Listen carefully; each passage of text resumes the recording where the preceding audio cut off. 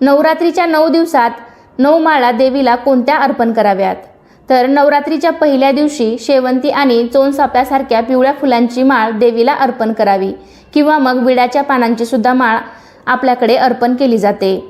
नवरात्रीच्या दुसऱ्या दिवशी अनंत मोगरा, चमेली किंवा तगर यासारख्या पांढऱ्या फुलांची माळ देवीला अर्पण करावी किंवा घटाला घालावी. नवरात्रीच्या तिसऱ्या दिवशी निळी फुले, गोकर्णीची फुले किंवा कृष्णकमळाच्या फुलांची माळ देवीला अर्पण करावी. नवरात्रीच्या चौथ्या दिवशी केशरी अथवा भगवी फुले, अबोली, तेरडा, अशोक किंवा तिळाची फुले या फुलांची माळ देवीला किंवा घटाला घालावी. नवरात्रीच्या 5व्या दिवशी बेल किंवा कुंकवाची माळ देवीला घालावी.